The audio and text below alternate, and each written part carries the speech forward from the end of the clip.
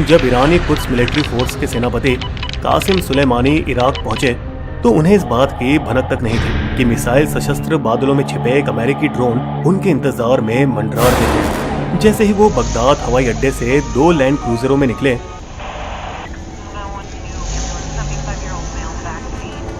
Drone ने अपना खतरनाक हथियार छोड़ा।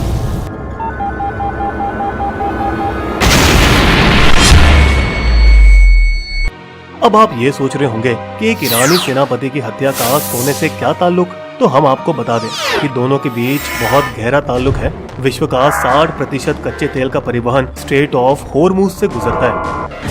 अगर अमेरिका और ईरान के बीच युद्ध हो जाए तो ये जलमार्ग बंद हो सकता है, जिससे तेल का भाव तेजी से बढ़ेगा और सभी चीजों के दाम भी बढ़ाएगा।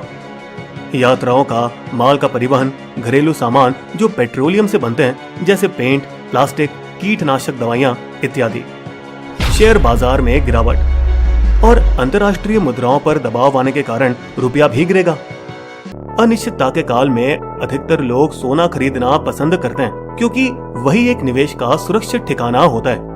ईरानी जनरल की हत्या और अमेरिका और ईरान की मुठभेड़ के बाद सोने का भाव 44,000 रुपए प्रति 10 ग्राम 24 कैरेट पर पहुंच गया।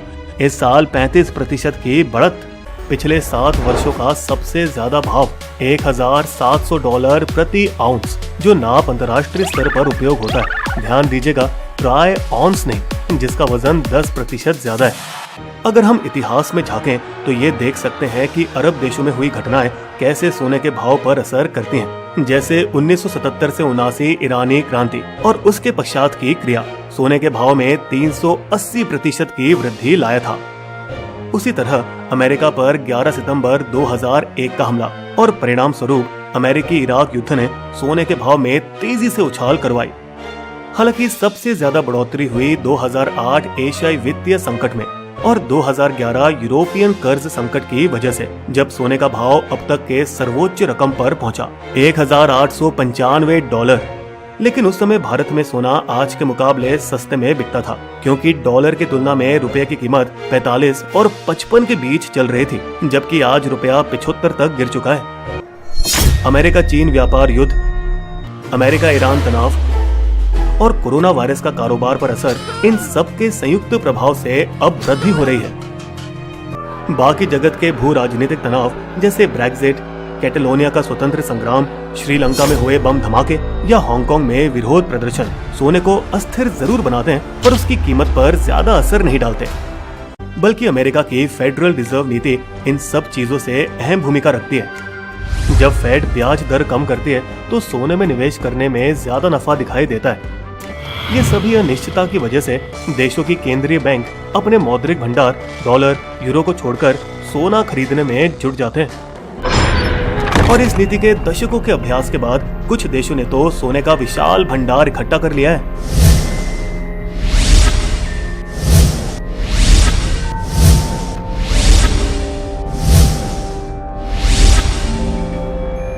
सोना एक सीमित संसाधन है जिसकी खोज पहले जैसी आसान नहीं रही और जिसके खानों को ढूंढने के लिए और गहराई तक खोदने की जरूरत पड़ती है।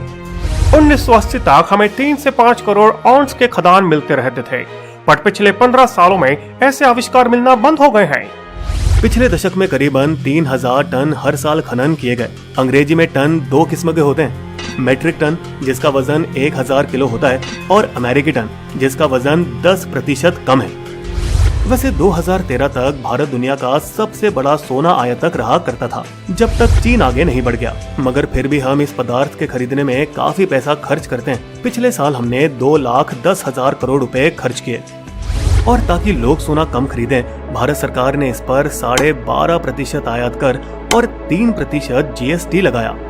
पर उनके ऐसा करने से सोने की तस्करी को बढ़ावा मिल रहा है, जिसका 2019-20 में 50,000 करोड़ रुपए होने का अनुमान था।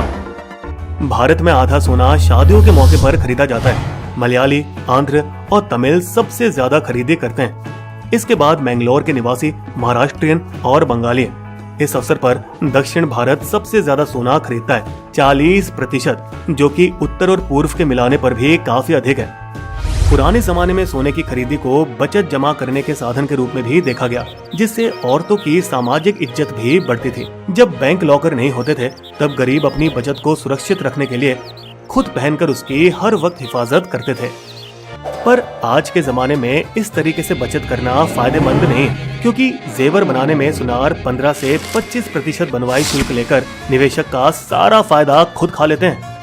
बल्कि आज नए तरह के निवेशक उपकरण मौजूद हैं, जैसे सोने का म्यूचुअल फंड, जो शारीरिक सोने की खरीदारी की आवश्यकता कम कर सकता है। इसका ये लाभ भी है कि जिसके पास हजारों रुपए की बचत की क्षमता नहीं, वो हर महीने छोटी रकम से भी 1 ग्राम तक का सोना खरीद सकता है जब चाहे, या एक निर्धारित अरसे के बाद इस बचत को भौतिक स्वर्ण में बदल सकता है, या इसी बीच किसी भी समय इसे बेच दे। सुनार का शुल्क बचाकर वे खुद फायदा उठा लें। बड़े निवेशक के लिए भारत सरकार हर 2 से 3 महीने में सॉवरेन गोल्ड बॉन्ड योजना का उपाय पेश करती है।